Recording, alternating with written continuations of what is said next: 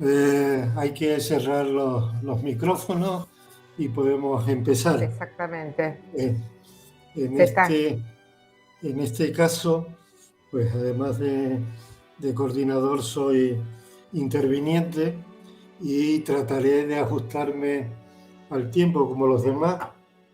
Si ven que no lo puedo cumplir, pues Cecilia o Gisela me avisan, porque además de ver el texto y seguir el horario, pues va a ser un poco difícil. Bueno, lo que les voy a presentar, pues es un trabajo que nació cuando este encuentro se planteó como un encuentro presencial. Hablamos hace mucho tiempo, es decir, antes de la pandemia, de tal forma que yo preparé un texto que tenía y tiene 29 folios. He intentado reducirlo, me han quedado en 16. De todas maneras, presentar pues 16 folios va a ser difícil. Me ayudará pues que parte de los temas que yo había previsto ya han sido tocados y no entraré en mucho detalle, porque yo había preparado un texto que analiza en general la evolución de la colonización de Tenerife en sus aspectos generales, siguiendo esa dicotomía entre lo que es continuidad y lo que es innovación. Bueno, para desarrollarlo hay que empezar diciendo que la colonización de Tenerife, como de las restantes islas del archipiélago, fue una incorporación de pleno derecho, de tal forma que las instituciones y las leyes castellanas, diríamos, eran de aplicación en todo su sentido. Dicho eso, hay que decir que posteriormente la lejanía física, sus peculiaridades ambientales, pues exigieron una serie de matizaciones que son los que vamos a poner en contraste. En este periodo que hemos definido como de colonización, que iría desde los finales del siglo XV, que acaba la conquista, hasta los 30 primeros años del siglo XVI, donde la colonización queda más o menos asentada. El primer capítulo estaba destinado a los aspectos sociales y empezando por destacar el carácter heterogéneo de la población insular. Ese carácter heterogéneo ha ido saliendo, no solo en el campo de los repobladores, sino también en el campo de las poblaciones que son aborígenes o aquellas que vienen y son introducidas como esclavos. Y hay que introducir o hay que añadir a esa complejidad, diríamos, su evolución, porque incluso en el corto radio la evolución de estas poblaciones se va marcando. En primer lugar, porque los colonizadores analizan estas poblaciones desde una perspectiva, ¿eh? Y, por ejemplo, en la población negra, yo prefiero decir negro que subsahariano. El negro me parece tan bonito como el blanco, como otro color, y por debajo del Sáhara se puede haber poblaciones blancas, negras o amarillas. Dicho eso, como digo, siempre lo tengo que explicar, como hablaré también de los moros, que eran los pobladores de la Mauritania, sin ese aspecto a veces despectivo que se pueda dar al término. Como digo, estas poblaciones son vistas por los europeos atendiendo solo a dos categorías, ¿no? Los moriscos, es decir, poblaciones de extracción musulmana, pero que deben bautizarse para estar en el archipiélago, o los guineos o negros. Es decir, no existe que unos sean mandingas, otros que sean jalofes, etcétera, sino que los europeos los van. Como digo, esa población inicialmente muy heterogénea se va a ir acercando, ¿no?, con un proceso de integración jerarquizada, pero que permite al final de este periodo hablar de una sociedad insular. Una de las pruebas de esta población insular lo tenemos en el caso de cuando los beneficios eclesiásticos se dice que se van a conceder a hijos patrimoniales. Y se entienden por hijos patrimoniales aquel que es nacido en la isla y aquel cuyos padres o abuelos habían residido 10 años en ella. A falta de, diríamos, candidatos insulares, se acuden a otros procedentes de los lugares de Castilla y Navarra. También ya se ha mencionado como el modelo era la idea de instalar población mediante un sistema de repartimiento que tuviese en cuenta una serie de requisitos personales y una serie de exigencias que se pueden resumir en unos años de población y el carácter de casa poblada. Ahora bien, ese carácter general, esa norma, también va a ser interpretada por las autoridades a la hora de concederla, pero también por los propios autores. En la reformación del repartimiento de Tenerife, cuando se habla de la crítica sobre la política de las autoridades, las opiniones divergen, pero admiten entender como vecinos a quienes están casados y tenían las mujeres en la isla, aunque fuesen portugueses, genoveses o flamencos. En cambio, rechazan esa categoría aquellos que no cumplían tales requisitos, incluso si eran castellanos. Por lo tanto, como digo, se ve que la aplicación de la norma y el resultado práctico va a ir siendo diferente. También ese carácter de aproximación de la población y la aceptación de poblaciones extranjeras, por una parte por la necesidad económica de los grandes terratenientes y por la mano de obra que aportaban otros como los portugueses, también va a encontrar, diríamos, una serie de matices, aunque en general se cumpla. Por ejemplo, encontramos que a Jaime Joven o Jovel, que a pesar de ser jurado y antiguo mayordomo del regimiento, se le rechaza en una escribanía pública por el carácter de ser extranjero, de fuera de los reinos de Castilla. Y lo mismo le va a pasar a Alonso el conflicto entre Alonso de las Hijas y el catalán Rafael Fuente.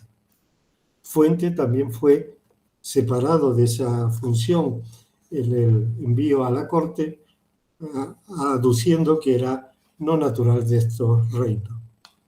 Por lo tanto, como digo, esa situación de aproximación de la población se da, pero, como digo, siempre hay motivos para aplicar factores de corrección o de envidia, que, por ejemplo, de una cofradía hecha en Gran Canaria, supuestamente con fines no heterodoxos, que entre sus requisitos ponía que no debía admitirse a genoveses y a gente de baja estofa, cuando los genoveses eran, diríamos, una parte muy importante y muy bien asentada en la sociedad. Por lo tanto, como digo, esa población se va a ir encontrando. En el caso de los aborígenes ya hemos hablado largo y tendido de las dificultades entre la necesidad de contar con su mano de obra y el peligro que se oponían por su número, aunque al final van a ser aceptados. También hay que decir, para terminar este primer cuadro, o por lo menos añadir algunos elementos a lo que se ha venido diciendo, que esa política de conseguir familias completas, a pesar de la norma, a pesar de la tolerancia en la aplicación de la misma, va a dar, diríamos, frutos a veces no acordes.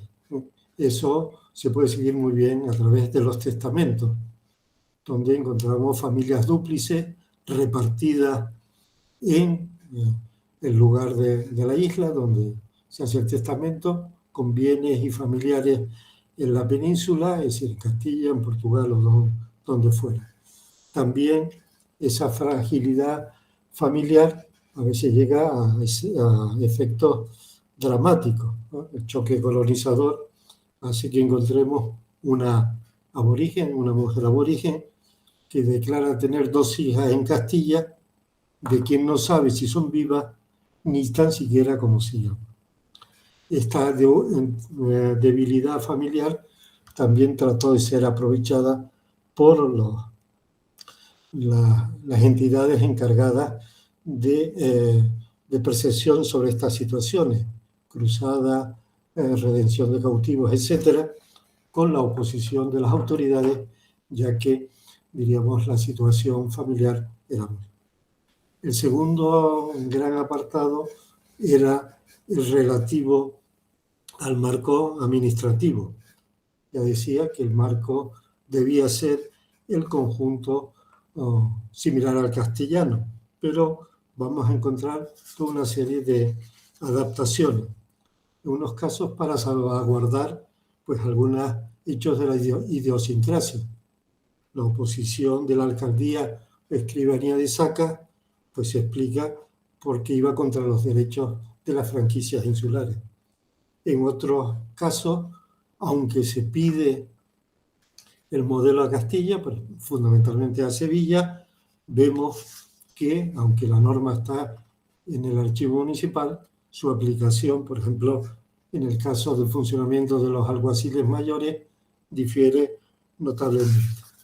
También vemos cómo en esa personalidad, diríamos, administrativa de la región, se cuela también el peso de la oligarquía municipal, muy alejada de los centros de poder. Esto hace que intervengan en la normativa, diríamos, acorde a sus intereses. Es el caso, por ejemplo, de la supuesta combinación entre personeros y jurados en Tenerife. Al final se impone el caso de los jurados, ya que estos son normalmente designados por la autoridad y no tienen plazo de competencia. Las competencias consejiles van a conocer un aumento debido a que, por ejemplo, en el aspecto judicial, todos los concejos castellanos tenían una asignación para resolver casos en apelación, que en los casos insulares van a haber sido aumentados por esta razón. Encontramos situaciones parecidas en el caso de la administración eclesiástica, ¿no? Ya que los niveles castellanos pues eran difíciles de marcar, tanto dentro del propio obispado, ya que la apelación en primera instancia fuera de Tenerife y la Gran Canaria, donde estaba la sede episcopal, era un elemento de disuasión, no digamos el caso de tener que recurrir hasta la metropolitana que estaba en Sevilla. Para estos dos casos se fue también, diríamos, obligando a través de la monarquía que los vicarios insulares sean letrados, que puedan resolver y que no se saque a nadie de las islas en primera instancia. En otros aspectos del encuadramiento religioso hay también, pero no tengo tiempo para desarrollarlo, esta oposición entre la norma y su cumplimiento. En el caso laboral, también las islas van a contar con un régimen distinto, tanto en el caso de la reglamentación de oficios, ya que hay algunos que no deben concurrir ante la Corte para tener una certificación o un examen, sino que vale que el Consejo Insular los admita. El caso más importante, más notable por la repercusión en la época era de los escribanos del número, que, como digo, era competencia de los consejos. También tenían una personalidad en el plano fiscal, ¿no? Aunque la fiscalidad castellana de la época, pues, la nota predominante era la diversidad. En el caso canario, esa diversidad se veía aumentada por diríamos, la ausencia de las alcabalas, que suponía un 80% de la tributación ordinaria y que estaba exenta a las islas. Y también por el régimen de aplicación del almojarifaz, lo que quedaba, la entrada y salida, que aunque tenía unos topes más bajos que en otros lugares peninsulares, todavía la política de encabezamientos permitía que el Consejo, arrendando, por ejemplo, un 2%, pudiese pagar un arancel del 5%. La fiscalidad eclesiástica también conoció una personalidad, tanto en la defensa para que no se cobrasen determinados impuestos, como para el hecho de un régimen especial para el caso del azúcar. El azúcar se va a diezmar de cada arroba de azúcar blanca, perdón, una arroba de azúcar blanca de cada 20. Digo, esto beneficiaba a los recaudadores del fisco, beneficiaba a los dueños de ingenio, pero molestaba a los productores, que pretendían pagar 10 haces de, una de cada 10 de caña. Como digo, este sistema fue avalado por el juez árbitro, el colector apostólico, y es también el sistema que luego se emplea en India.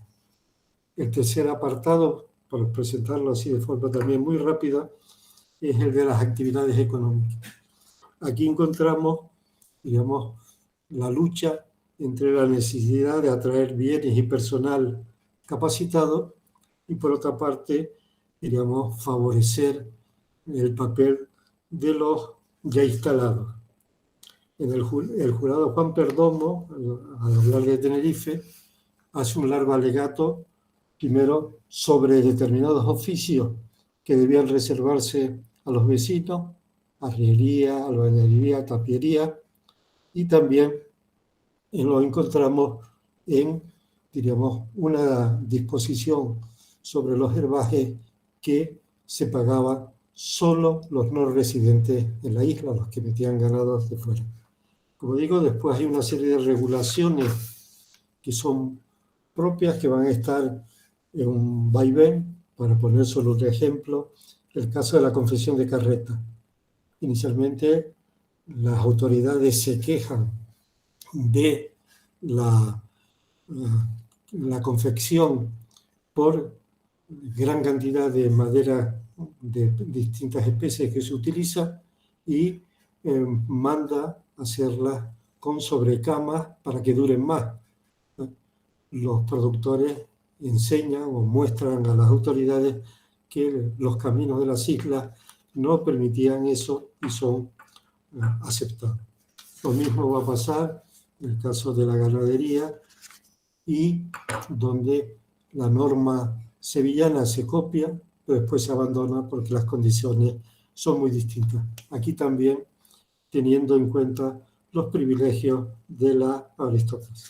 Y en el comercio, pues volvemos a encontrar la posición de las islas hace que en el comercio exterior tengan un régimen particular, tanto en el envío a India, primero bienes que se envían y luego remite certificación a la casa de contratación, luego sustituido por licencia, o bien productos que se cargan en las islas con referencia a enviar un remanente, una certificación a la casa de... como digo, también en el caso del comercio africano, se intenta que las relaciones entren en la casa de contratación, luego en los gobernadores de Gran Canaria, y se van a regular por una serie de licencias. También hay una personalidad en cuanto a la forma de pago. La escasez de numerario hace que se dé un curso legal superior a la moneda de Canarias, que va a tener un efecto negativo por la llegada de muchas monedas de vellón, pero también que se admita como moneda determinados productos y que los mercaderes deban pagar atendiendo, es decir, pagando en dinero y cobrando en mercancía. Pero todo este atropellado recorrido, digo, para reservar el tiempo, pues nos permite recordar algo a modo de conclusión para guardar, si no me equivoco, llevo 21 minutos, no alejarme mucho de la norma que les he recordado a los demás. En conclusión, se puede decir que estamos ante la creación de una sociedad insular que es fruto de la adaptación del modelo metropolitano a las peculiaridades locales. Ese modelo pues, respetaba los derechos generales de la corona sin olvidar los intereses de sus integrantes. Como digo, eso se ve en el caso de la definición como vecino.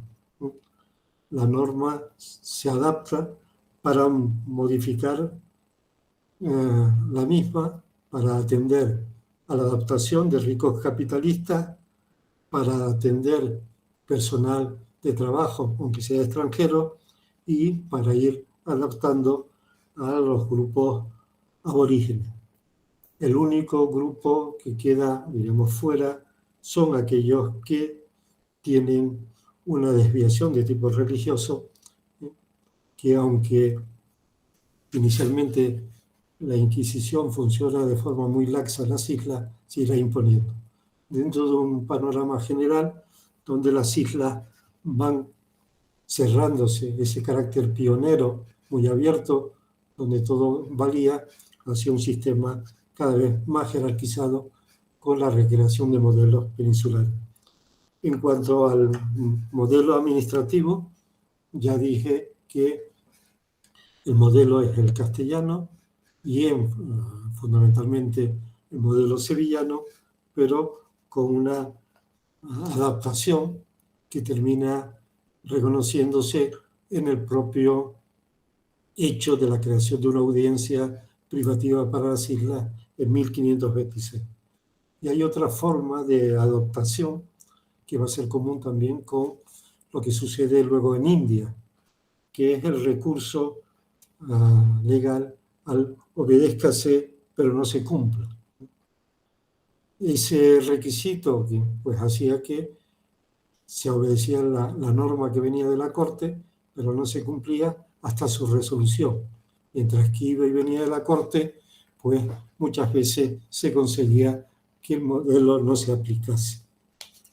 También, como digo, en el aspecto económico, vemos una adaptación en que se hace coincidir los intereses locales con los intereses de la aristocracia castellana y el propio interés de la monarquía que permite, diríamos, exenciones en esa política general de crear un mercado interior que se asegure el transcurso de todas las mercancías y asegurado por un modelo de fiscalidad exterior, pero que encuentra que va a ser una de las bases de ese precapitalismo de Estado que la monarquía castellana va a mantener. Bueno, eso, como digo, de forma muy atropellada, espero que algún día pues, lo puedan leer con calma y haciendo el recordatorio que dije al principio, bien ahora, bien a lo largo de las semanas, pues estoy muy presto a recibir sus correos con sus preguntas, dudas y otras cuestiones. Muchas gracias.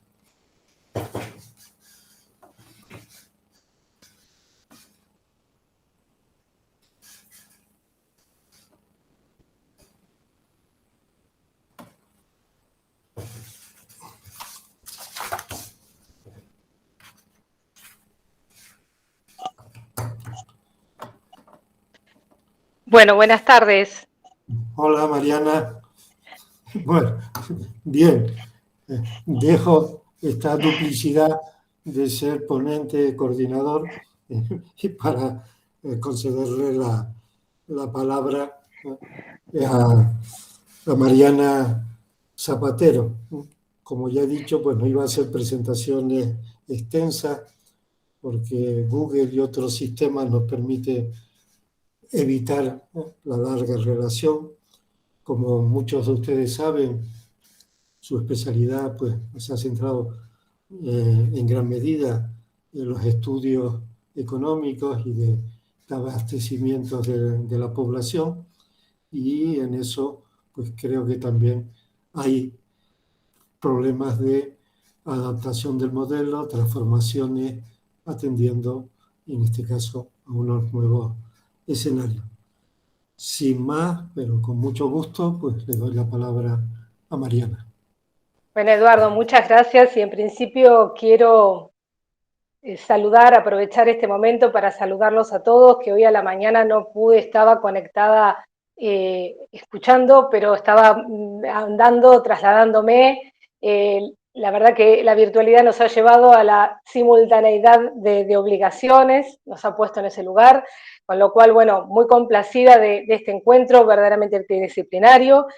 Y por otro lado, también quiero no dejar pasar, Eduardo, si me permite un minuto, en nombre de la Fundación, retomar sus palabras del inicio del panel, haciendo referencia a las tareas y a las actividades de la Fundación, que verdaderamente llevan mucho esfuerzo. Es un equipo el que está detrás de esta fundación, y también la generosidad enorme y las buenas voluntades de todos los que se suman, como los que están ustedes aquí presentes hoy, por lo cual vaya nuestro agradecimiento. Pero también suele suceder en estos esfuerzos que se cometen errores involuntarios. Sabemos que en este panel hubo una dificultad en la comunicación del link que no le llegó a Gerardo, que precisamente era uno de los participantes, por lo cual, en nombre de la Fundación, Gerardo, te pedimos disculpas. Y bueno, tenemos que seguir andando y afinar algunas modalidades de la organización. Sin más, desde lo personal ya, entonces me centro en lo que les quería compartir hoy, el sistema de abasto de carne del primer Buenos Aires, un proceso de transferencia institucional y metamorfosis. También por una cuestión de limitación técnica que tengo, voy a pedir por favor a Gisela que me acompañe pasando algunas diapositivas que preparé, muy pocas, para comentarles que, bueno, la presente exposición sobre el sistema de abasto de carne del primer Buenos Aires se inserta en un estudio más amplio, cuyo objetivo es el análisis del sistema de abastecimiento de un producto vital como un ejemplo de traslado, transformación y apropiación de prácticas institucionales y estrategias comerciales en los tiempos de la conformación de la Sociedad del Plata. Estamos hablando de los tiempos de la primera modernidad, específicamente para Buenos Aires entre 1589 y 1640. Recordemos que Buenos Aires fue fundada 2 veces, la segunda es la que prosperó, pero claramente ese paréntesis cronológico, temporal que se nos suscita, ya en otras instancias he explicado y no quiero abordar ahora el tema, lo podemos conectar, vincular entre las prácticas bajomedievales y la colonia a través de una cadena documental de actas, cartas, ordenanzas, tratados, etc. El punto de partida del estudio, por favor la siguiente diapositiva, a 2 márgenes atlánticas, es la matriz hispánica del abastecimiento bajomedieval de carne.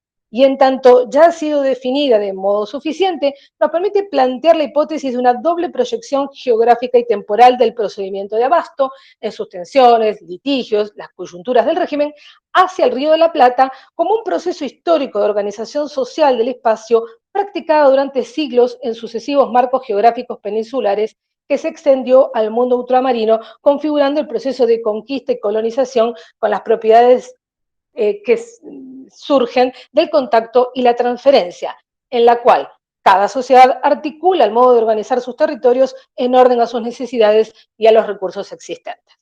En la pequeña aldea de Buenos Aires, como se la conoce, el sistema de abasto de carne se evidencia en su completo funcionamiento, es decir, en todas sus fases ya en 1589, plasmando el ciclo de colonización que definió con claridad el profesor Aznar en la propuesta de este panel. Sorpresa, explicación, adaptación, entendimiento, identidad, alteridad, secuencia en la cual entendemos se resuelve la conversión de lo que ha dado a llamar Raúl Franklin una villa hispana en una criolla y bien americana.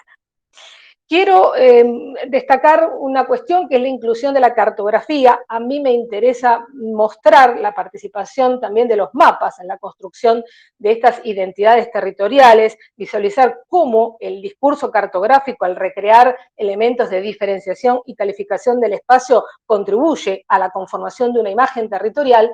Y de hecho, sabemos que en las dos últimas décadas del siglo XVI comienzan a circular los primeros mapas que representan América del Sur. Por eso estoy haciendo uso de estas imágenes.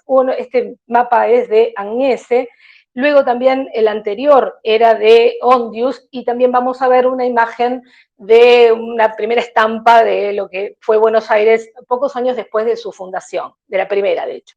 Me parece que trabajar el tema a mí me hace, con cartografía, iconografía de época, me parece como que se complementa y se ajusta más. En la siguiente diapositiva podemos iniciar la vinculación del proyecto original, que implicaba relevar la franja territorial rioplatense, que incluye las ciudades fundadas en el corredor del Paraná, a partir del núcleo estable de Asunción, nos referimos a Santa Fe, Buenos Aires y Corrientes, porque se configura como un espacio político y económico preciso, determinado por sus estratégicas vías de comunicación y condiciones de accesibilidad. Pero la ciudad de Trinidad y Puerto de Buenos Aires, en razón de la disponibilidad documental, se presentó como una buena prueba de esta investigación centrada en las conexiones geohistóricas, institucionales y culturales. Entendemos este espacio de un puerto exterior con gran potencialidad a partir de la articulación con los puertos fluviales interiores como un espacio portuario que se interna desde el Atlántico hacia la actual Asunción y con posibilidades de interconexión con el Alto Perú por vía terrestre. En principio, un nodo ideal de comunicación entre el Atlántico y el interior del continente, pudiendo extenderse hacia el Pacífico. Al día de hoy, la historiografía es compleja, la sistematización historiográfica respecto al tema, por las variables epistemológicos posibles puestos en juego. Este análisis se inscribe en la historiografía colonial sobre Buenos Aires, a la cual debiéramos considerar a la par que la historiografía en torno a la civilización atlántica y las transferencias culturales o la colonización americana. A su vez, se percibe un reflejo de la evolución del análisis histórico en el aspecto historiográfico. En tanto, ese conjunto documental hispánico que ya conocemos, actas de acuerdos, ordenanzas, protocolos notariales y su correlato bibliográfico, nos acompaña hasta el Río de la Plata. Allí hay una continuidad documental, pero los estudios específicos adquieren las variables de la naturaleza americana. Ya en el marco de la historiografía argentina sobre Buenos Aires, se debe registrar además lo que remarca Franklin, quien dice que la rapidez y el largo periodo de tiempo en el cual los estudios se concentraron en la etapa virreinal de la historia porteña, como la de la fundación orgánica de la nacionalidad, hizo que la historia anterior en gran parte quedara desconocida. Esta situación comienza a revertirse a partir de los años 70 y especialmente en la década del 80 con una renovación y maduración historiográfica que permite la definición de la historia colonial en un campo intelectual de envergadura. De hecho, este estudio, este análisis, va a tomar como pivot los estudios de la historia de la ganadería argentinos tributarios de ese contexto, Giberti, Garavaglia, Gelman y sus sucesores Franklin o González Lebrero. Estrictamente en relación al circuito comercial de la carne, de alguna manera uno percibe esta cuestión que yo les decía de que se involucra esta historiografía argentina con todo lo que uno trae desde España, ¿no? Para el periodo particular colonial, estos primeros años de Buenos Aires, siempre en los estudios aparecen como el antecedente y no un estudio específico, circunscripto, ya sea del circuito del abasto, no sé, de otros temas, pero en relación a este tema que me dedico, se toma siempre como un antecedente, cuando hay riqueza documental como para trabajarlo específicamente. Les quería comentar que hay algunos historios de zooarqueología muy interesantes de la cadena del vacuno y la cadena alimenticia del vacuno, y también una historiadora, Andrea Dupuy, que se ha ocupado específicamente del sistema de abasto, pero sobre todo, ya les digo, en la etapa tardocolonial. Bien, en la siguiente diapositiva vamos a poder sumergirnos precisamente en estas cuestiones del abasto de carne, siguiendo los libros de acuerdo del Cabildo de Buenos Aires. Entre 1589 y 1640 son 51 años, en los cuales no se conservan todas las actas, no tenemos años sucesivos, por ejemplo, entre el 1591 y 1604 no tenemos los acuerdos, y también no en todos los años se revelan datos sobre la comercialización de la carne, son los menos, y sí es cierto que los acuerdos son muy escuetos, iba a decir mucho más escuetos que los españoles, pensando en Madrid, ¿no? Y en los acuerdos de los libros de acuerdo madrileños, que tanto gusto me ha dado leerlos. Acá son mucho más escuetos en algunos casos. Simplemente dice conflicto entre tales partes y no hay mucho más. Bueno, ¿qué encontramos allí? Desde los primeros folios del libro de acuerdos del Cabildo en los inicios del año 1589, si bien con fecha incierta, se registran las primeras referencias sobre la venta de ganado sin ningún tipo de ordenamiento. Como podrán ver allí, que cada uno venda como pudiera. A partir de febrero de 1589 se notifican los intentos de regulación de precios y políticas adyacentes de liberación de pago de tasas, precisamente para favorecer el abastecimiento. Y el 9 de abril de 1589 aparece el primer remate de carnicerías consignado, y a partir de entonces tenemos hallazgos de pregón, postura, remate, obligación de las carnicerías con sus condiciones, o al menos alguno de estos estadios, por año o cada 2 años hasta 1640. Y es aquí donde comprobamos que el proceso de arrendamiento se produce casi en forma idéntica al utilizado en Castilla bajo medieval. Así el municipio regulaba, controlaba y percibía impuestos sobre el propio arrendamiento, el producto arrendado y su necesidad de finanzas para realizar obras públicas.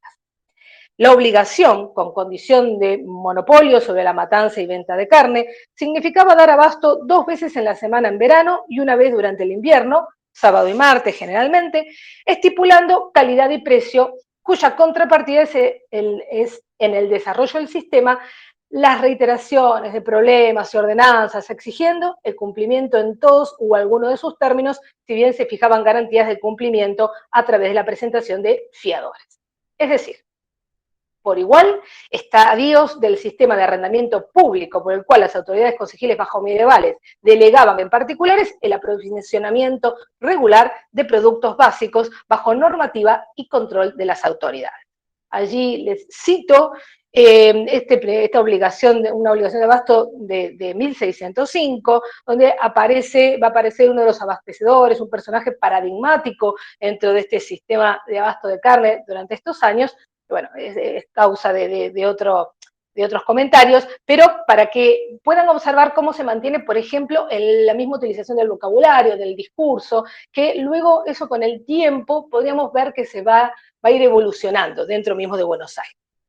Hasta 1640, dentro de esta heredada estructura de aprovisionamiento político, en este punto perdido de las Indias de Castilla, como él refiere en Garabaglia y Franklin, se reconocen tanto estipulaciones de la tradición española como la provisión por el obligado de toros para la fiesta de San Martín, hasta similares conflictos a los generados en las villas hispánicas por irregularidades en el servicio de abastecimiento, por matanzas indebidas de animales, por precios, disputas y alianzas entre abastecedores.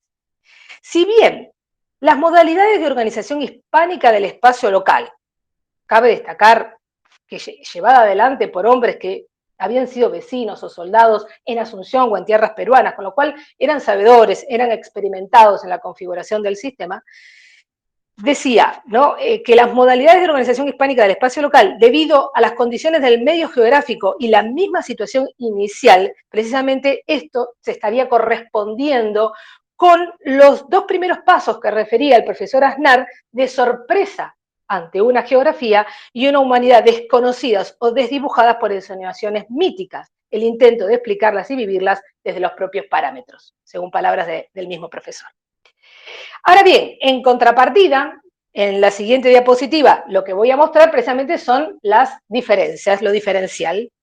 Así, recién se ordena la construcción de carnicerías, ¿no?, en relación al desarrollo de emplazamientos específicos comerciales en 1610, 20 años después. Otro caso distintivo es la intervención de uno de los regidores, como el mismo arrendador, y fíjense que en la documentación destaca, bueno, hasta no haya otro.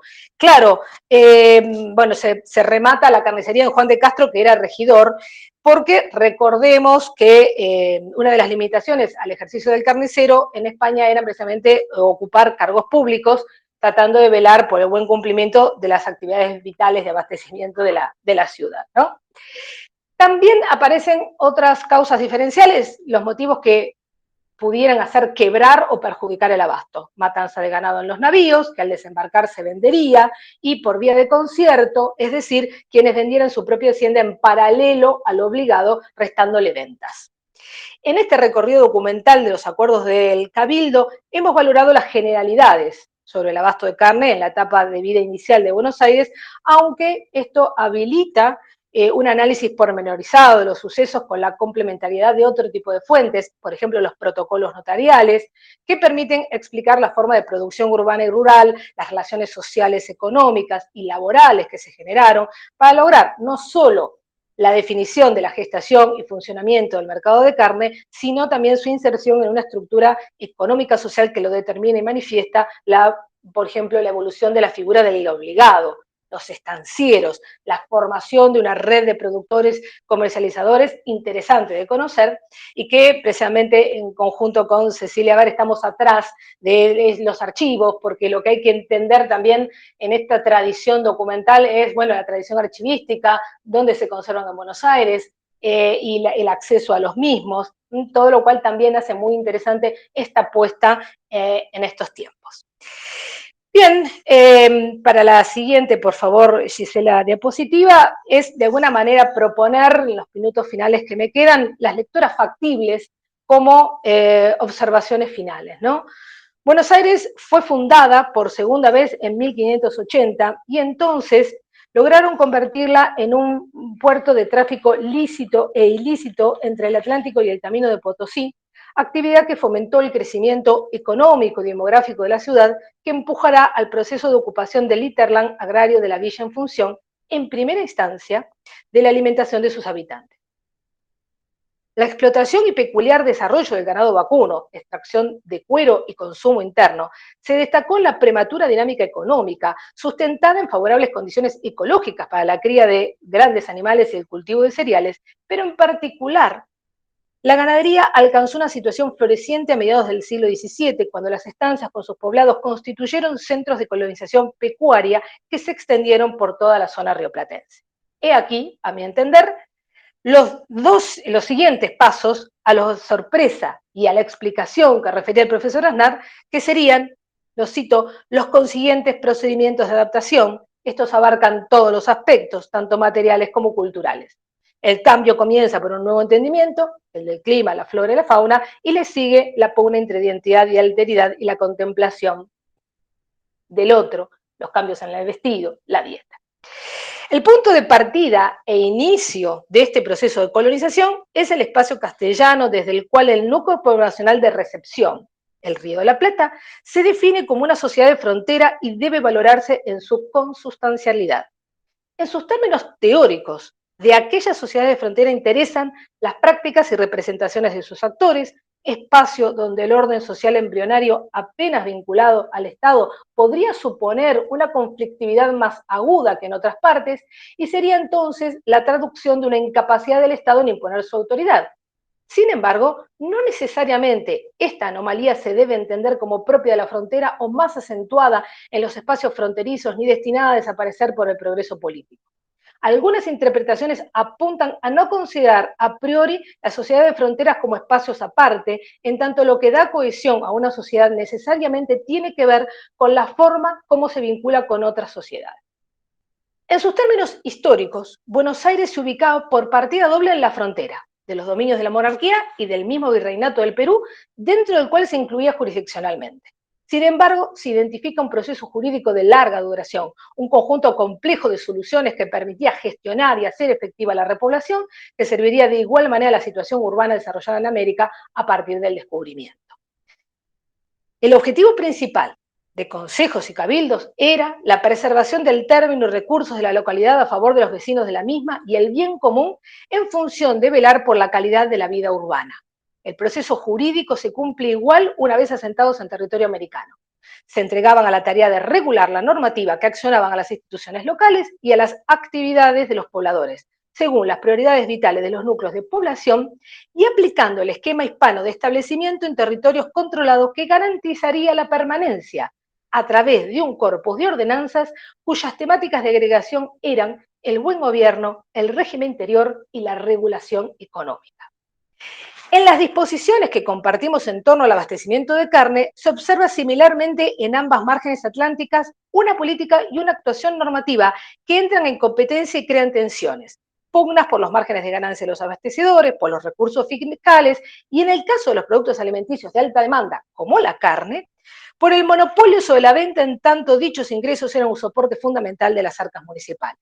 Se desplegó un complejo sistema de espacios de pastoreo, políticas y regulación de la comercialización del ganado, fórmulas de prohibición de reventa y saca de productos locales, acaparamiento o especulación, aplicación del régimen de monopolio, control y sostenimiento rígido de los precios. A todo lo cual había que sumarle aún la realidad de periódicas dificultades coyunturales, condiciones climáticas, guerras, epidemias, un conjunto de litigios que dejaban al descubierto una red de relaciones políticas, sociales y económicas. Ya terminando en la última diapositiva, para ver ampliada esa estampa de Buenos Aires, si ustedes prestan atención a la iconografía, casualmente allí en el medio de la ciudad se ve la matanza de animales, ¿no? En definitiva, se observa cómo la estructura legislativa se va instalando según las necesidades a resolver. Y a mí me sorprende que realmente toda la estructura legislativa estaba previa a lo que materialmente era Buenos Aires, ¿no? Una pequeña aldea muy pequeña y muy poco armada, ¿no? Materialmente. Y a pesar de las dificultades de distancia y circulación entre los centros de poder y las distintas urbes, la dispersión de las poblaciones y la amplia autonomía aquí y allá, sobre todo en la primera etapa de la instalación española, se presentaba y se resuelve la misma situación al igual que en tiempos medievales en la península. Si bien hay que revisar la organización y evolución específica del mundo colonial por el pasado común hispanoamericano instalado en un ámbito geográfico social distinto, el modo de ejercicio de dicha autoridad de la geografía americana, que manifiesta la ciudad como un sujeto político ordenador, el gobierno primordial de los cabildos, así como las lógicas corporativas y comunitarias que pueden estudiarse. Desde ya, muchas gracias.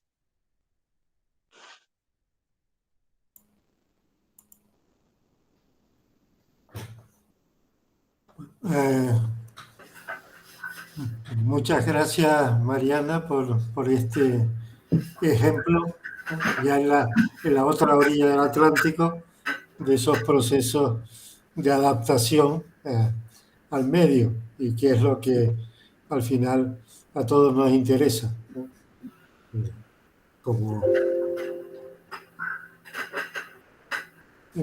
Como, como decía, muchas gracias por la introducción, muchas gracias por atenerte estupendamente al tiempo y sin más, pues damos la palabra al siguiente interviniente, que es Gerardo Rodríguez, también gran amigo, que hemos intervenido en muchas ocasiones en estos encuentros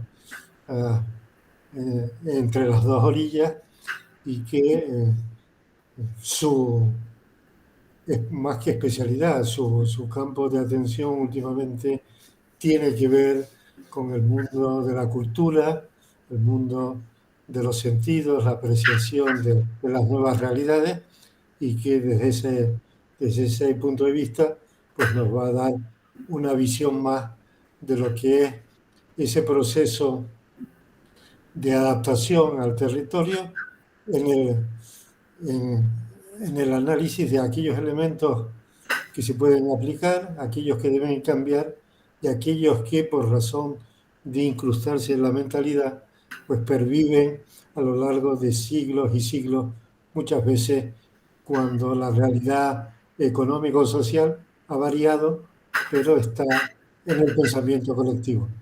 Sin más, pues Gerardo tiene la palabra. Bueno, gracias Eduardo por tu presentación y bueno, voy a explicar algunos de los lineamientos antes de comenzar a exponer de este trabajo que se llama Metamorfosis culturales o la larga duración del dominio colonial. Antes de comenzar, dos o tres aclaraciones, agradecimientos. En primer lugar a Eduardo Aznar, porque tiene que ver con esta cuestión de haber pensado este panel para un encuentro virtual, que tenía que ver con las jornadas que organizaba la Fundación presencialmente.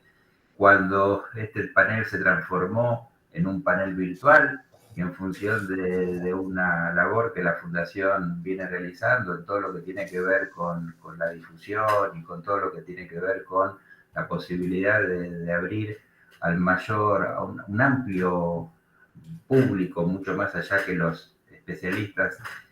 Pensé también pensé en llevar adelante un trabajo que tomara algunos de los elementos que yo tomo, pero que también cruzara con otras investigaciones, otras propuestas que tienen en común estas cuestiones de pensar la larga duración o no de estas cuestiones de identidad, de alteridad, de las transformaciones y de las transferencias culturales. Entonces, si bien el recorte temporal del trabajo hará referencia a los siglos XVI y XVII, quiero comenzar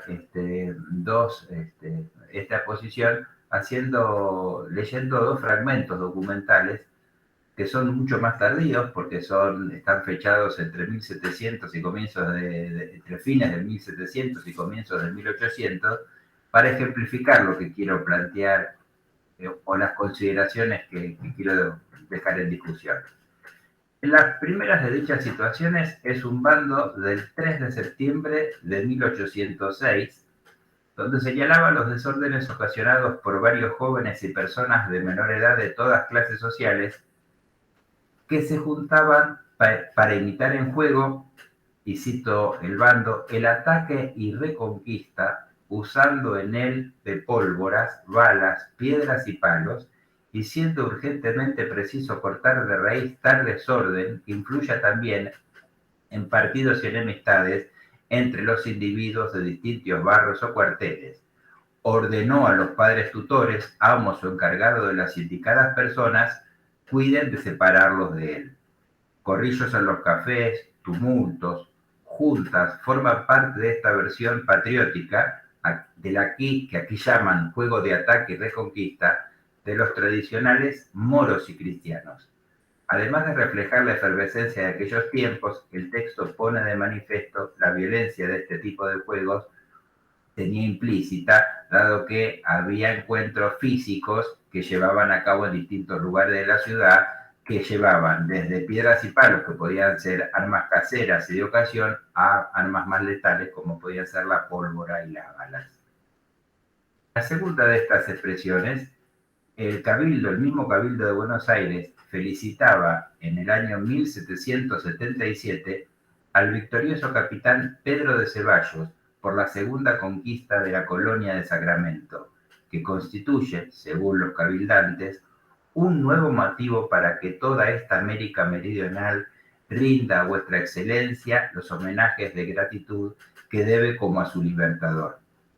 Y, seguidamente, esa extensión y esa gratitud se lleva a cabo en diferentes encuentros y fiestas que se hacen en Buenos Aires, y una concretamente en el año 1778, y esa expresión de júbilo por recibir a digamos, esforzado y a este peculiar virrey, lleva a que circulen décimas en esa ciudad de Buenos Aires dedicadas a don Pedro de Ceballos, que lo comparaba con varios héroes bíblicos e históricos.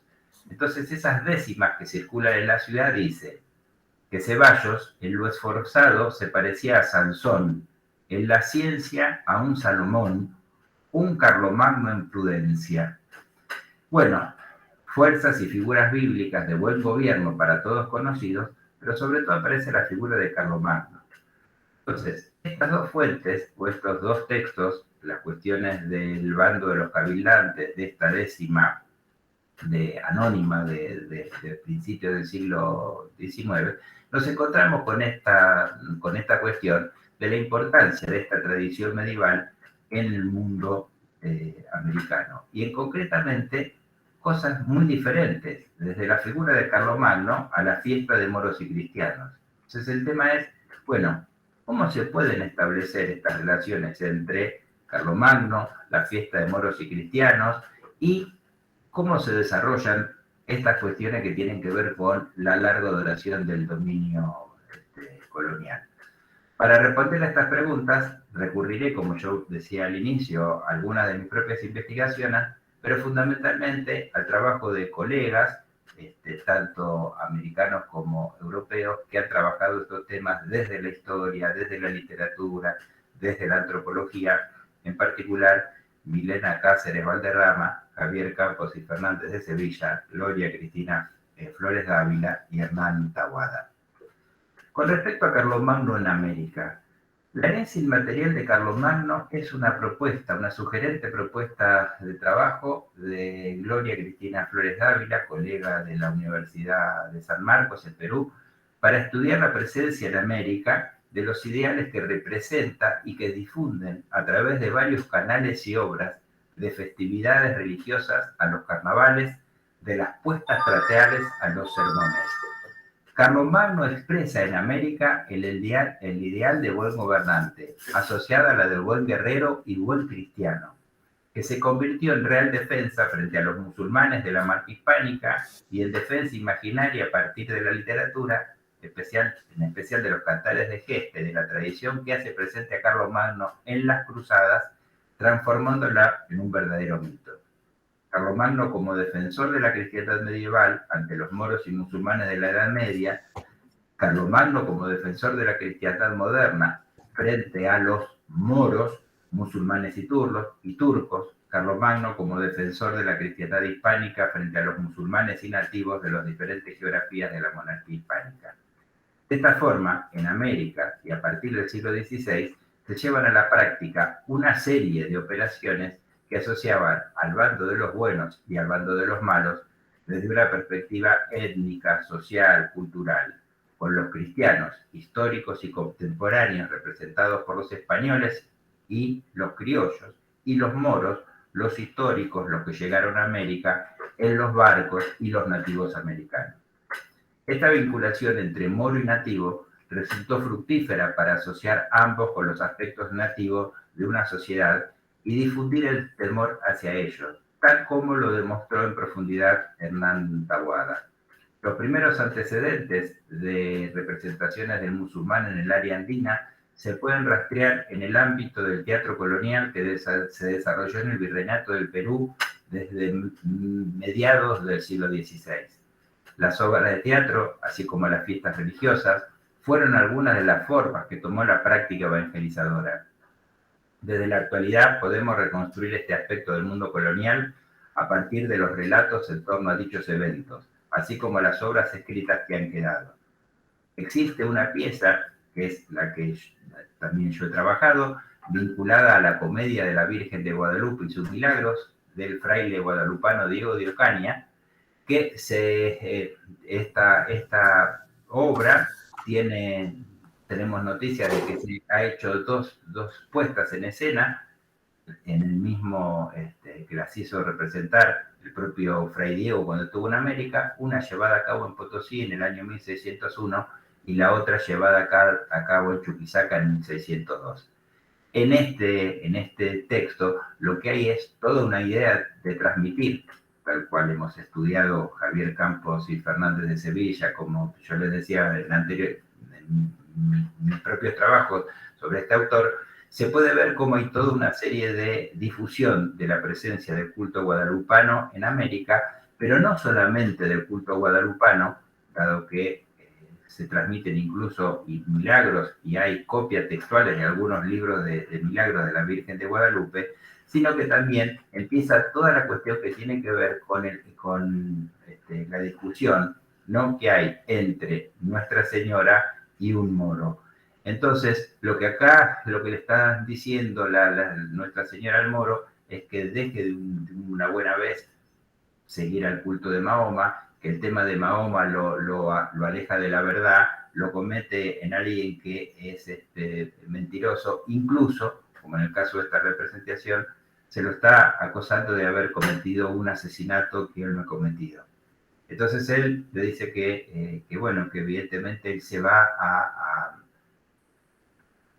a rezar a la Virgen porque quiere verse librado de esa situación tan engorrosa, y entonces a partir de esa idea el moro se convierte, pero previamente recibe una imagen de la Virgen que lo deja ciego momentáneamente, porque la luminosidad, la blancura, que es casi igual a la luna, dice el texto, es lo que hace que este moro se ciegue.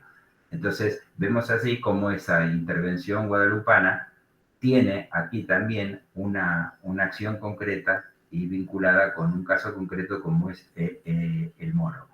Pero esta idea de la aparición del tema del moro, este tema de la aparición de la Virgen de Guadalupe a un moro, se sigue llevando adelante en la actualidad, y incluso algunos autores han encontrado que hasta en la pintura colonial andina hay ejemplos de asociación con este moro, con esta tradición, e incluso han encontrado en la antigua Catedral de Cusco una capilla muy rudimentaria que recoge este milagro del que hace referencia Fray Diego de Ocaña.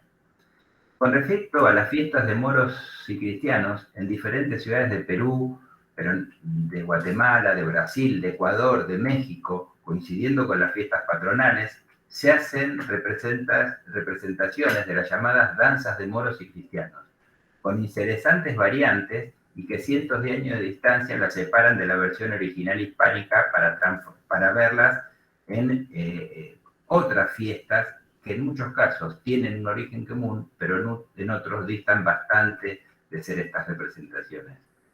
Bueno, la fiesta de moros y cristianos, Marcel Batallón consideraba hace unos años que no conocía cómo se habían apropiado los en América de la fiesta de moros y cristianos, no entendía los alcances de lo que eran esta cultura de la hibridación en América. Hoy, digamos, podemos darle la razón porque vemos que en el folclore ha tomado, y son muchos los autores que han trabajado el tema de la simbiosis entre las tradiciones folclóricas españolas y americanas, la que han dado lugar a esta reapropiación de las fiestas de moros y cristianos, y incluso no solamente la reapropiación de las cuestiones de las fiestas de moros y cristianos, sino de algunos temas muy puntuales que tienen que ver con las reapropiaciones de algunas figuras del barroco español y algunas figuras del barroco americano. Con respecto a las fiestas de moros y cristianos, desde el siglo XVII hay en Perú diferentes expresiones que se llevan adelante. Incluso hoy hay en algunos barrios de Lima en la actualidad que siguen representando las fiestas de moros y cristianos, y en esas fiestas de moros y cristianos se celebra el triunfo de Carlomagno sobre los moros en la batalla de Roncesvalles. Entonces nosotros vemos cómo desde expresiones genéricas, como puede ser la reapropiación de Carlomagno, o de expresiones genéricas, como pueden ser las cuestiones de una puesta a punto nuevamente de esta fiesta de moros y cristianos, hasta un ejemplo concreto, como en una fiesta de moros y cristianos de barrios de Lima actuales, se siguen expresando esa figura de Carlomagno. Vemos entonces que la hibridación, la mixtura cultural, son parte de esta esencia, de estas esencias festivas, y que fueron utilizadas para, sobre todo, vincular negativamente y asociar todo lo que tuviera que ver con esa idea de cuestionar, de criticar y de rechazar al moro, y en este caso ese moro y otro musulmán vincularlo con esta cuestión de lo que tiene que ver con los americanos, con la idea de que son enemigos, son aquellos que por haber seguido a la secta de Mahoma, por ser cultores de esa fe, bueno, son enemigos de la monarquía. Y entonces, esa asociación o esa relación entre los moros moriscos, con todas las discusiones que nos vamos a plantear, pero que generan, pueden entonces, y es como lo han asociado en el caso de los nativos americanos. Entonces nosotros vemos como en toda una asociación en América que empieza a vincular, y eso lo vemos en diferentes documentos, no solamente en las cuestiones folclóricas que son más generales, sino también en documentos eclesiásticos, jurídicos, como esta referencia turco, sarraceno o moro aparecen de manera indistinta, pero aparecen ligados puntualmente a los nativos. Y sobre todo tiene que ver con el tema en el Virreinato del Perú, que hay toda una aparición, que hay comunidades musulmanas muy tempranas, y estas comunidades musulmanas, bueno, son no solamente reflejadas por una cuestión social, sino también una cuestión religiosa, y sobre todo todas las fiestas y todas las condenaciones a los moros, musulmanes, americanos asociados a los moros, asociados a los moros de una manera imaginaria o a una propuesta real. Hay, digamos, moros viviendo en Perú. Lo que nosotros vemos es que aparece sobre todo en el área andina con una expresión que se llama que se conoce como la defensa de la Eucaristía, y que se supone que son derivaciones de la fiesta del Corpus Christi. Entonces nosotros vemos que esos moros que son presentados en la defensa de la Eucaristía y que son interpretados como una derivación de la fiesta del Corpus Christi, también aparecen porque nosotros vemos que uno de los elementos que persigue la Inquisición limeña, por ejemplo, tiene que ver con todos los musulmanes que vinieron a América, que pueden haber venido o no hostigados por las situaciones vividas en la península ibérica, pero que sin duda constituyen una porción importante de la sociedad colonial del siglo XVI. Entonces nosotros ahí vemos que se mezclan, tanto en el caso de Carlomagno, como en el tema de los moros y cristianos, como en el caso de los moros asociados a los nativos, se van mezclando y se van superponiendo diferentes ideas con el fin de generar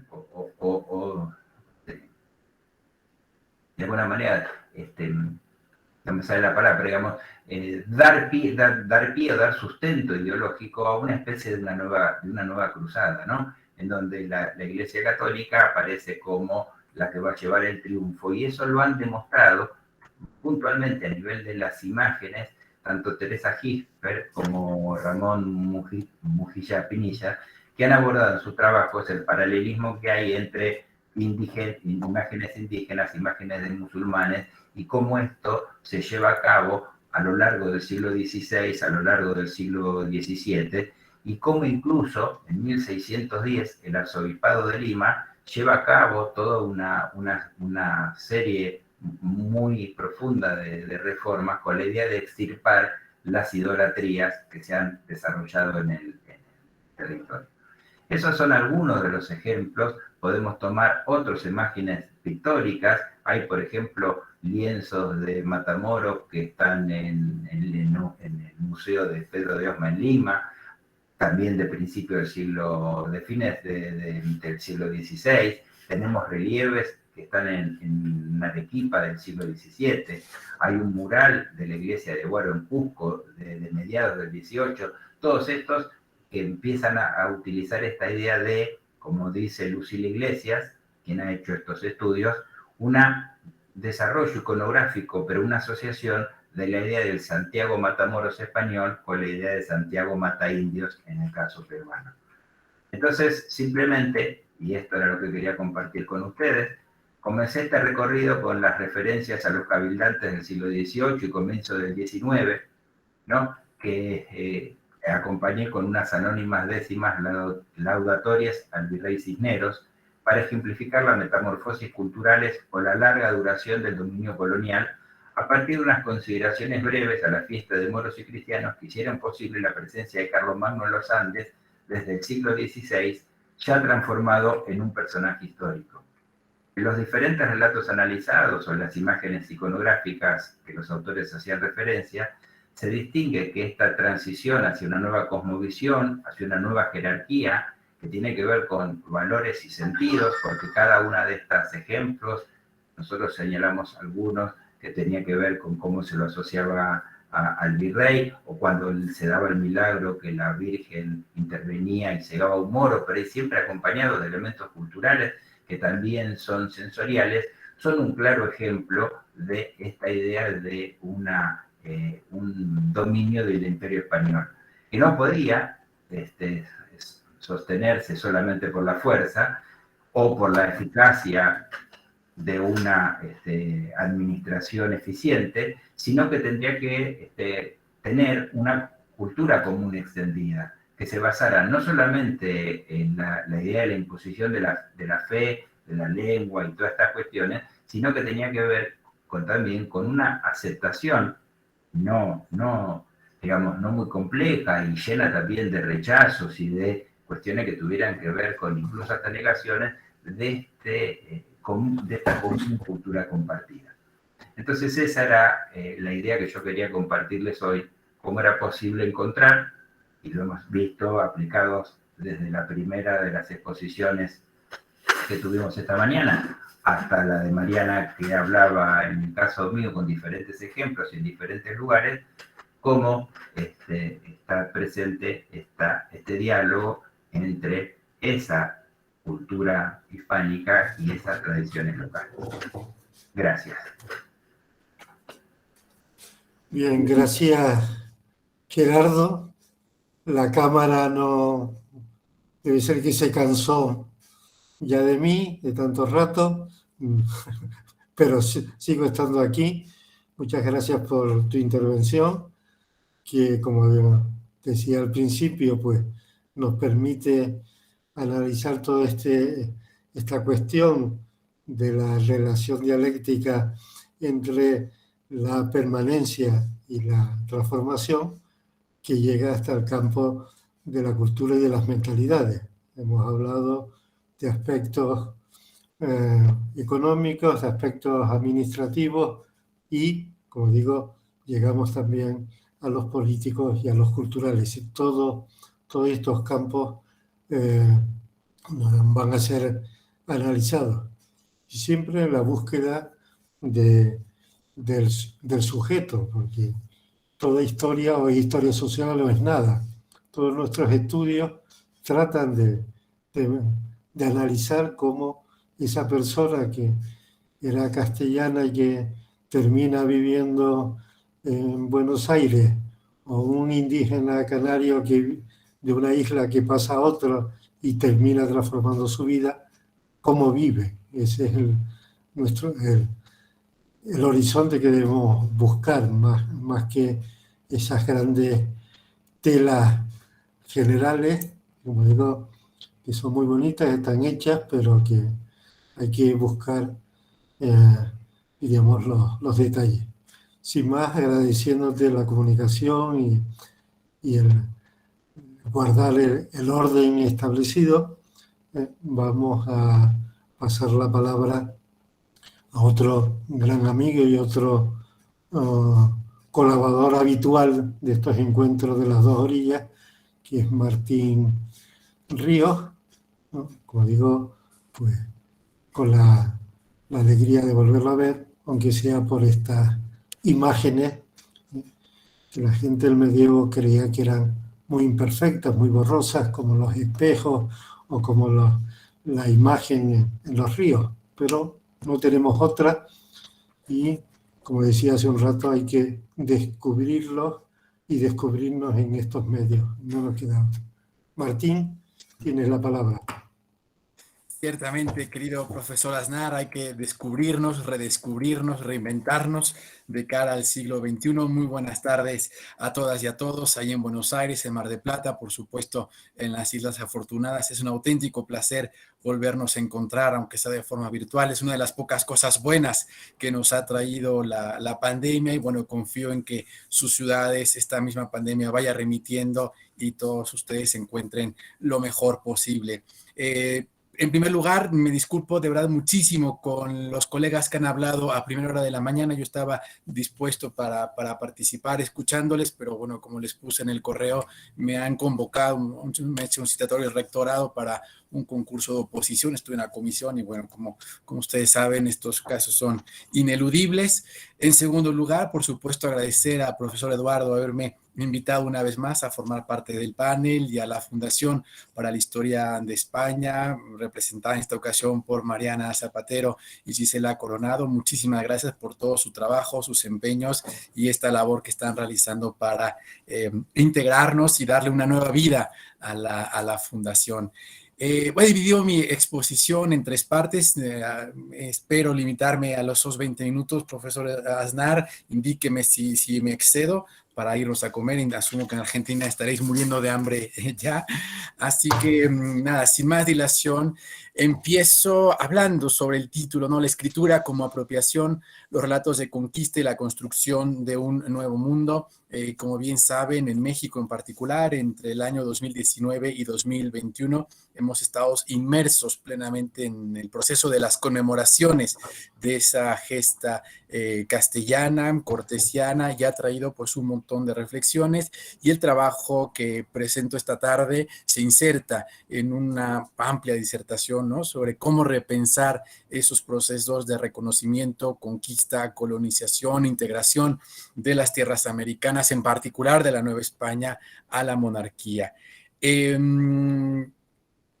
Nombrar siempre en el mundo cristiano pues tiene una reminiscencia bíblica. Por supuesto tenemos que hablar de ese pasaje del Génesis, segundo capítulo, versículo 19, en el que se le pide al hombre que ponga nombre a los seres vivos que Dios ha creado, y luego por supuesto en el Evangelio el primer versículo del texto de Juan, como ustedes bien saben, hace referencia, ¿no?, al verbo, a la palabra como el origen de todo.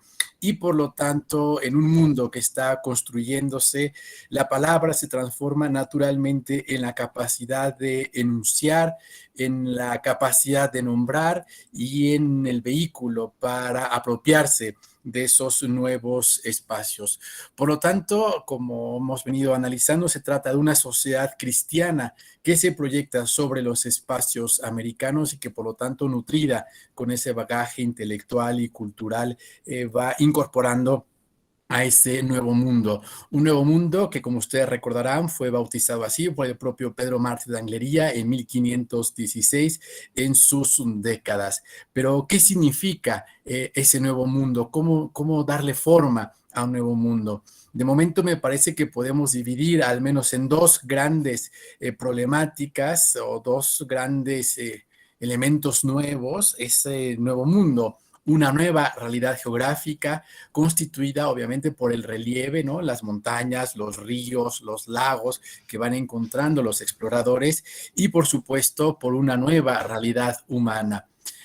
Una nueva realidad humana sobre la cual los conquistadores van a generar una serie de observaciones vinculadas con su organización social y política, con su hábitat, con las tradiciones y costumbres, con las prácticas culturales, con la lengua y, por supuesto, con la religión.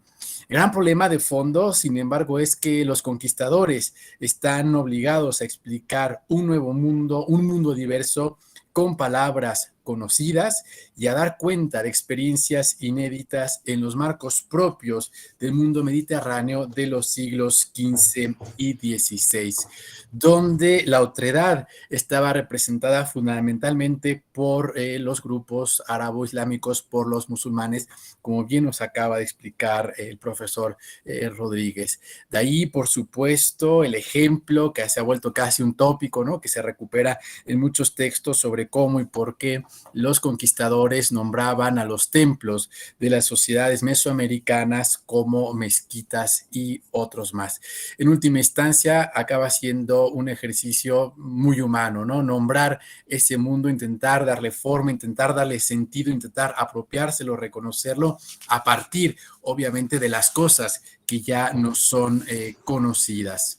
Por lo tanto, se plantea pues un problema histórico interesantísimo para las y los historiadores, ¿no? Cómo analizar ese paso de la experiencia personal vivida por aquellas personas del siglo XVI. ¿Cuál es el papel que cumple la memoria de estas personas? Como ustedes bien saben, la memoria es selectiva y ello plantea a los historiadores diversos problemas. Cómo esta memoria se transforma en un relato histórico y cómo ello se convierte en una palabra escrita. Una palabra escrita que, por supuesto, quiere permanecer, quiere brindar ejemplos y quiere legitimar, pero que es ante todo una experiencia personal. Por lo tanto, la pregunta que rige esta investigación es muy sencilla, ¿no? ¿A través de qué mecanismos discursivos se llevó a cabo ese proceso de apropiación del Nuevo Mundo? Y para ello citaremos simplemente pues 3 ejemplos muy conocidos: al propio Cristóbal Colón, a Pedro Martí de Anglería y las cartas de relación de Hernán Cortés. Naturalmente hay una amplísima bibliografía en torno a la historiografía de Indias, que hunde sus raíces, ¿no?, en el propio siglo XVIII y XIX con los primeros ilustrados y que llega hasta hoy en día. No voy a entretener en ello, estará reflejado en el texto. Lo que sí me parece importante subrayar es que en el momento en el que nos encontramos, me parece que el concepto, la clasificación de crónica de Indias, pues ya no es suficiente para explicar ese conjunto textual, ¿no? ¿Por qué? Porque no se trata de un conjunto textual exento que surja de la nada, sino que más bien es necesario subrayar los múltiples vínculos que esta historiografía indiana tiene con una tradición historiográfica de larga data que hunde sus raíces en la época de Alfonso X el Sabio, con la historia general de España, y cuyo límite sería por lo menos la edición castellana de la historia general de España del padre Juan de Mariana. Por lo tanto, se trata de un proceso historiográfico de larga duración, del siglo XIII al siglo XVI, en el cual la crónica de Indias se inserta completamente y comparte, por supuesto, sus valores, sus formas retóricas y sus funciones, que serían al menos 3: exaltar a la propia monarquía, construir una identidad colectiva y un sentido de pertenencia en esos espacios geográficos que se van integrando a la propia monarquía, y por supuesto guardar la memoria de aquellos acontecimientos notables que han protagonizado las personas, como correspondía por supuesto al sentido de la historia en la antigüedad.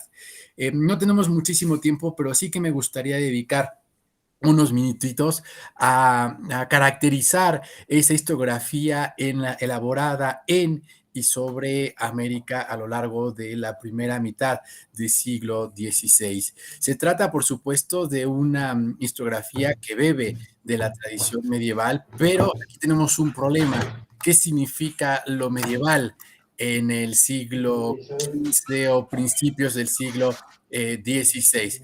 Porque, como es bien sabido por todos ustedes, ya en tiempos de Juan II, la corte castellana pues estaba imbuida de un pensamiento humanista. La influencia italiana era notable ya para finales del siglo XV, y por lo tanto pues hay un problema ahí de definición: si esta historiografía, no sé si es más medieval o más renacentista o más humanista. En todo caso pertenece a una tradición, ¿no?, donde se imponen unos modelos retóricos y de composición que son también formas de ver y estar en el mundo, pero también de concebir la historia, donde vemos que el individuo, las pasiones toman un lugar importante, donde la providencia poco a poco deja su espacio para las acciones humanas y donde todos los autores consideran que la historia es útil y pragmática. Pragmática por cuanto es un instrumento del saber, pero pragmática también por cuanto es un instrumento de la política, es decir, en la historia se encuentra lo que todo príncipe debe conocer y aprender para el gobierno de sus estados. Y es este punto el que me interesa más subrayar, ¿no? En tanto instrumento de la política, el discurso historiográfico se convierte en un vehículo de legitimación de las conquistas de los castellanos. Por supuesto, se trata de relaciones de méritos y servicios, ¿no? Que pretenden que la corona reconozca estos servicios, que a su vez se traduzcan en mercedes reales a partir de la donación de señoríos o de encomiendas, pero que también traducen la propia voluntad de la monarquía de apropiarse legítimamente de las tierras. En ese sentido, la memoria de los acontecimientos que se traduce en historia se convierte en fuente de legitimidad, ya no solo de los conquistadores, sino también de la propia monarquía en proceso de expansión. Curiosamente, apelando al viejo criterio de la historia, en sentido isidoriano, pues el criterio de autoridad está dado por la posibilidad de los actores o los testigos de vista de dar fe precisamente de aquellos acontecimientos que han tenido lugar. Y por lo tanto se establece que esas crónicas cuentan la verdad por cuanto sus autores fueron protagonistas o testigos de esos sucesos, de tal manera que se establece un criterio de veracidad que legitima la posesión de la monarquía hispánica sobre las tierras americanas. En todo caso, en la mayoría de los escritos se trata de testimonios directos sobre ese proceso de descubrimiento o reconocimiento. Ustedes saben que uno de los términos que más ha puesto en cuestión en estos años ha sido precisamente el de descubrimiento. En todo caso, sí que se trata de un reconocimiento de una realidad nueva, de un nuevo mundo por parte de la sociedad peninsular y sus civilizaciones. En este sentido, nombrar, enunciar, implica una serie de procesos intelectuales y de acciones, porque nombrar se traduce en describir, en explicar, en organizar, en sistematizar, en asimilar, en domesticar y en apropiarse de esta realidad tan compleja que se presenta a los ojos de los europeos. Ello es lo que explica que en buena medida todas estas crónicas ofrezcan unas descripciones pormenorizadas, que sean ricas en detalles de todo tipo, de toda naturaleza, y que ofrezcan una serie enorme de referentes conocidos para elaborar una comparación entre lo nuevo y lo ya conocido. En este sentido, la comparación se convierte en el vehículo privilegiado de construcción de conocimiento. Podemos decirlo de otra manera, el conocimiento es diferencia, ¿no? Entre lo ya conocido y lo nuevo que se presenta a los ojos de los conquistadores. ¿Y qué es lo nuevo? Son, por supuesto, los sabores, las texturas, los tamaños. De ahí, por ejemplo, que Cortés compare la altura del Templo Mayor de México Tenochtitlan con la propia Giralda. Son nuevas las formas que se comparan con lo conocido, de ahí la comparación de los templos con las mezquitas, de los sacerdotes mesoamericanos con los alfaquíes. Se comparan las estructuras, ¿no? Las estructuras urbanas, y por ello la Ciudad de México, que como ustedes bien saben, estaba asentada sobre un lago, se compara una y otra vez con Venecia, y ese será uno de sus títulos a lo largo de todo el periodo novohispano, ¿no? La Venecia mexicana, o las dimensiones sociales y la grandeza, la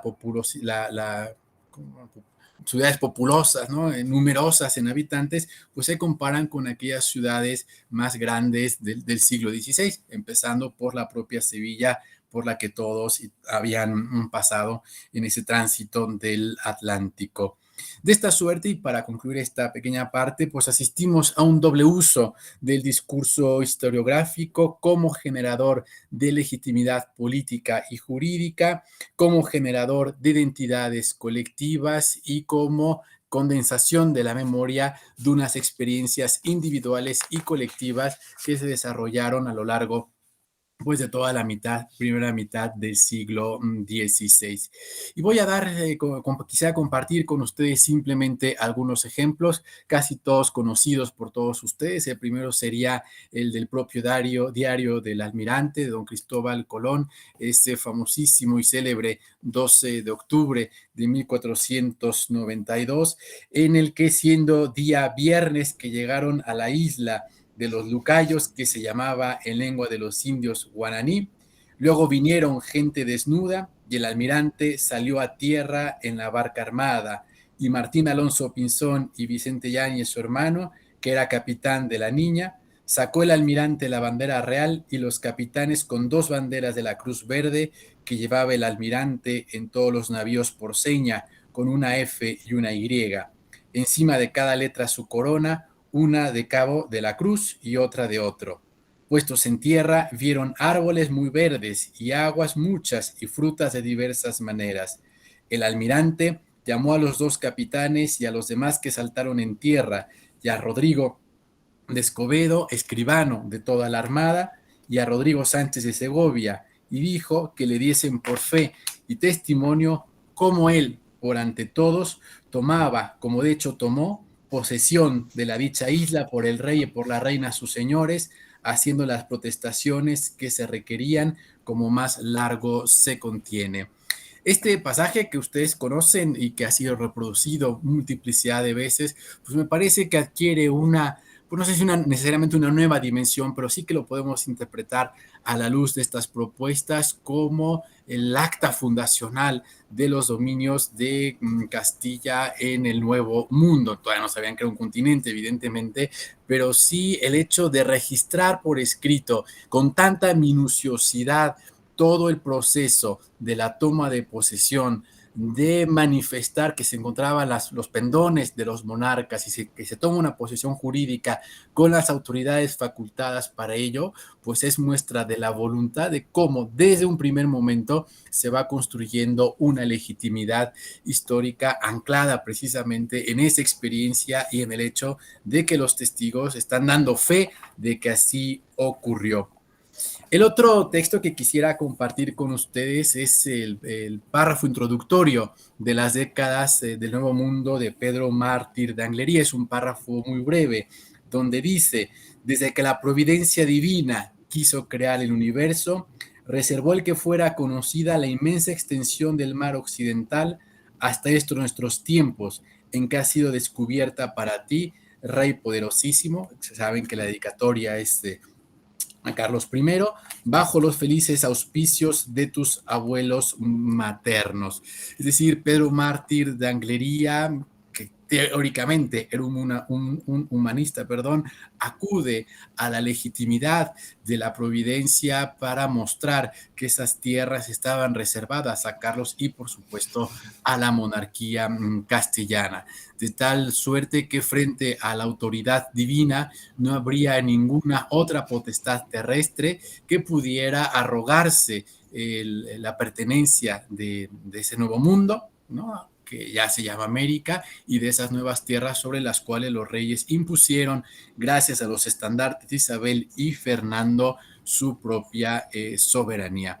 Estos elementos, por supuesto, los desarrollaré con más dilación en el texto, pero me gustaría centrarme en las cartas de relación de Hernán Cortés, que han sido, ampliamente estudiadas desde el propio siglo XVI, como decíamos, pero sobre las cuales recientemente Carmen Martínez Martínez, Beatriz Araceli y Luis Fernando Granados han hecho una relectura llamándonos la atención sobre el hecho de que lo que está escrito no necesariamente fue todo lo que pasó y todo lo que ocurrió. Por lo tanto, tendríamos que decir en primer lugar que las cartas de relación son solo una parte de la amplísima producción textual de Hernán Cortés. Y si bien tienen una importancia fundamental para el proceso de conquista de la Nueva España y para conocer cómo era el mundo a su llegada, también es verdad que son solo una parte, ¿no? Y que se limitan a un momento de la vida de Hernán Cortés, y que todos los pleitos, las cartas y demás que están en los distintos archivos, particularmente en la Chancillería de Valladolid, pues son necesarios para conocer en profundidad la vida de este importante personaje. Por lo tanto, a la gran pregunta que nos enfrentamos ahora es, bueno, ¿qué son las cartas de relación? Son, ante todo, una relación de méritos y servicios, eso es indudable. Es una crónica de lo acontecido, como podríamos entenderla para el siglo XV, ¿no? Como lo hizo Hernando del Pulgar con su crónica de los Reyes Católicos, en tanto que iba dando testimonio de todo lo que acontecía, pero también son relatos fundacionales. Las cartas, sobre todo la segunda, es el relato fundacional del reino de la Nueva España, y son también escrituras de posesión. Y en ese sentido se transforman en instrumentos jurídicos que garantizan la posesión del emperador sobre la Nueva España. Y por último, podríamos decir que son también escritos de descargo, porque como ustedes bien saben, pues bueno, había una acusación de desobediencia frente al capitán Diego Velázquez. No profundizo más en ello, simplemente paso a la segunda carta, que realiza una serie de descripciones sobre la Nueva España, y ahí es donde el capitán se interesa por los habitantes, sus costumbres, tradiciones, la estructura de las ciudades, ¿no? Y por supuesto, en ese proceso de descripción va contando cómo funda también las ciudades, siendo la primera, como ustedes bien saben también, la Villa Rica de la Vera Cruz, es decir, un hombre cristiano, castellano, para una fundación que funda un reino, pero que también funda una comunidad cristiana. Y conforme Cortés avanza desde Veracruz a Tenochtitlan, pues va imponiendo nombres, ¿no? Y dice, por ejemplo, y con este propósito y demanda, es decir, conquistar Tenochtitlan, me partí de la ciudad de Zempoala, que yo intitulé Sevilla, a 16 de agosto, ¿no? Del año 1519. Claro, una forma de nombrar muy, muy normal es poner el nombre, ¿no? Castellano a una población, pero yo me preguntaba, bueno, ¿con qué autoridad Hernán Cortés puede obviar los nombres ancestrales de las poblaciones e imponer, en el sentido negativo del término, un nombre nuevo a una ciudad vieja? Lo mismo va pasando con los distintos espacios geográficos. Así, por ejemplo, escribe, así pasé un puerto que está al final de esta provincia, al que pusimos de nombre el Puerto de Dios, por ser el primero que en estas tierras habíamos pasado, tan alto y magno que no lo hay en España. Es decir, va nombrando también los accidentes geográficos. Y hoy en día, pues nuestro territorio conserva muchos nombres vinculados con Cortés, como el propio Mar de Cortés en las Baja Californias, o el Paso de Cortés, que está entre los dos volcanes y que es la vista a la Ciudad de México. Cuando llega a la Ciudad de México, como todos los conquistadores, se maravilla por su grandeza y esplendor, y solo puede compararla con cosas conocidas de España. Y cito, es tan grande como la ciudad de Sevilla y Córdoba. Tiene otra plaza tan grande como 2 veces la ciudad de Salamanca. Hay hombres como los que en Castilla llaman ganapanes para traer cargas. Hay muchas frutas de muchas maneras, en que hay cerezas y ciruelas que son semejables a las de España. Hay a vender muchas maneras de hilados de algodón de todos colores en sus madejicas, que parece propiamente alcaicería de Granada en las sedas. Venden colores para pintores cuantas se pueden hallar en España. Estos son solo algunos ejemplos de ese ejercicio de comparación, y voy terminando con un párrafo que me parece fundamental, que es el párrafo final de esa segunda carta de relación. Y dice así Hernán Cortés: porque yo he visto y comprendido cerca de la similitud que toda esta tierra tiene España, así en la fertilidad como en la grandeza y fríos que en ella hace, y en muchas otras cosas que le equiparan a ella, me pareció que el más conveniente nombre para esta dicha tierra era llamarse la Nueva España del Mar Océano, y así, en nombre de vuestra majestad, se lo puso aqueste nombre. Humildemente suplica vuestra alteza lo tenga por bien y mande que se nombre así. Y firma la carta de relación de la Villa de Segura de la Frontera de esta Nueva España a 30 de octubre de 1520. Es decir, tendríamos hasta la fecha en la que estas tierras, tierra adentro, se llaman la Nueva España. ¿Qué podríamos concluir? Bueno, pues rápidamente que la escritura se convirtió en un acto de apropiación, y este acto de apropiación solo puede entenderse en el marco de una cultura letrada y en el marco de un proceso de modernización del ejercicio del poder en el que escribir y gobernar, van de la mano. Por lo tanto, la experiencia humana, las experiencias humanas permiten ser trasladadas a través de la memoria en un discurso escrito.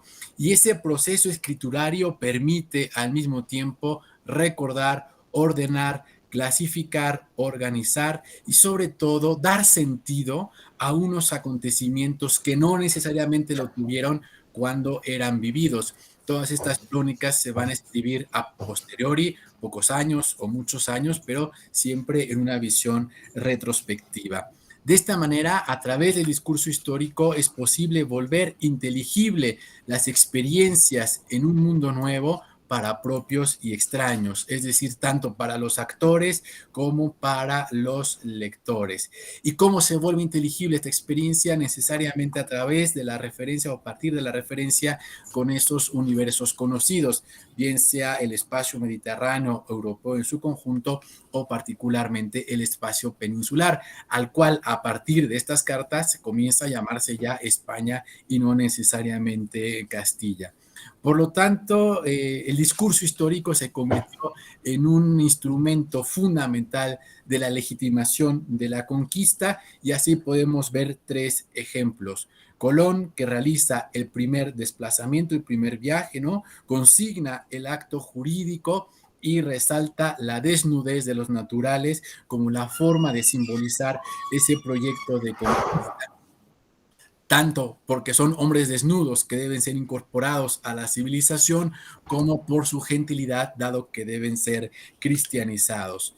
En el caso de Pedro Mártir, que viven en la corte, ¿no? En el epicentro de esa monarquía en expansión, legitima la conquista bajo el argumento de la continuidad del proyecto histórico y político de expansión de la corona castellana como un asunto, como una voluntad de la propia providencia. Y por último, Hernán Cortés, que escribe ya en tierra firme, legitima esa conquista fundando poblaciones, imponiendo el nombre tanto a las poblaciones que realiza como a las ciudades antiguas, como al propio espacio geográfico, y relacionando, insistimos, el mundo que se está conociendo con el mundo ya conocido. Y por lo tanto, me gustaría subrayar esto como último aspecto: la fundación del reino a semejanza de la vieja España representa también una promesa de futuro, una promesa de apropiación de esos espacios que precisamente son conquistables por cuanto se parecen tantísimo a las tierras de las cuales provenía. Nada más, muchísimas gracias. Bien, muchas gracias, Martín. Sigo sin cámara, pero estoy presente. Te agradezco mucho esa colaboración que va llenando, como decía al principio, algunos aspectos. El tema es tan rico que nos quedan muchos elementos que tratar todavía, ¿no? Entre otros casos, y tenía aquí, viendo uno de los ejemplos que no conté, diríamos, las transformaciones en el medio ecológico. El Consejo de Tenerife, una de las cosas que obliga en determinado momento a los navíos castellanos y portugueses es que lleven codornices, liebres, venados, jabalíes, etcétera, para poder recrear un ambiente de caza como el que existía en Castilla, lo cual, como digo, si en algunos momentos le decían a la corona que ellos eran muy castellanos, pero tenían que aplicarle un régimen distinto, por otra parte también les pesaba esa losa mental, digo, que estaban acostumbrados a hacer las fiestas como las hacían, y si no se podían correr toros no había fiesta, y si no, en fin, tenían toda una serie de... Es muy interesante ese aspecto. Como digo, pues me parece, aunque soy parte que, que el encuentro ha sido muy fructífero, no solo por vernos y por mostrarnos la amistad que nos tenemos, sino por plantear esta cuestión que decía al principio. La colonización ultramarina, digo, no es una repetición de los modelos, sino que precisa una serie de adaptaciones en todos los ámbitos. No sé si ha llegado alguna pregunta, alguna cuestión. Cada una de las conferencias sería para hacer un debate entre nosotros larguísimo, pero creo que no tenemos tiempo, primero porque ha sido largo, especialmente largo ver estas cosas en pantalla, porque unos han alternado su presencia con clase. Yo me voy ahora a clase, a pesar de hacerlo con nocturnidad y casi alevosía, pero estamos, como decía Mariana, nos han engañado con esto, que supuestamente tenemos el don de la ubicuidad y podemos estar en varios sitios al mismo tiempo. Damos clase, impartimos conferencias, estamos en coloquios, hacemos tareas administrativas, porque la máquina supuestamente lo permite. Así que la verdad que estamos muy cansados. Como digo, no sé si Gisela dirá si ha llegado alguna cuestión o si alguno de ustedes quiere plantearla Al antes de chat no ha que... llegado ninguna consulta. No sé si alguno quiere abrir micrófono y hacerla. Alguno de los expositores. Si me permiten, que puse ahí que me fui, me he perdido las de la segunda sesión, pero quería decirles que quizás que yo soy la más alejada, digamos, por formación del trabajo que han hecho, y me ha encantado estar aquí y escuchar lo que he podido escuchar. Y le quería agradecer a Eduardo que convenciera a María y que ella me convenciera a mí para participar. Bueno, gracias a ti, y la verdad que, diríamos, este proceso, como digo, no solo exige que los medievalistas o protomodernistas nos encontremos, sino que para poder analizar la vida de la gente necesitamos el recurso a todos los especialistas que podamos allegar. Hemos incorporado filólogos, arqueólogos, y seguramente vendría bien pues tener un botánico para estas discusiones acerca de la transformación del medio, geólogos, en fin, nunca acabaremos. Y como digo, pues a pesar de los muchos años que llevan esto, yo creo que lo que nos mantiene es aprender. En vez de repetir lo que nos enseñaron nuestros maestros, que era mucho y muy bonito, pues hemos intentado, diríamos, ser esos enanos a hombros de gigantes y ir un poquito más allá. Y como digo, en la introducción que hice, habíamos dicho, bueno, la colonización ultramarina es la aplicación de los precedentes medievales y punto.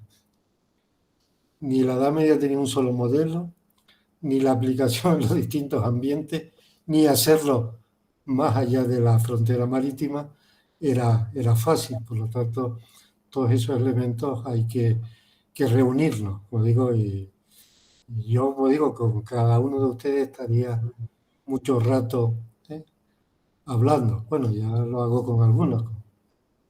Incluso, aunque tengo fama de hablar poco, pues la mayéutica que aplica Julia me hace hablar horas y horas de los temas, o las invitaciones de Macri para estar en el yacimiento del Rubicón viendo los progresos, en fin.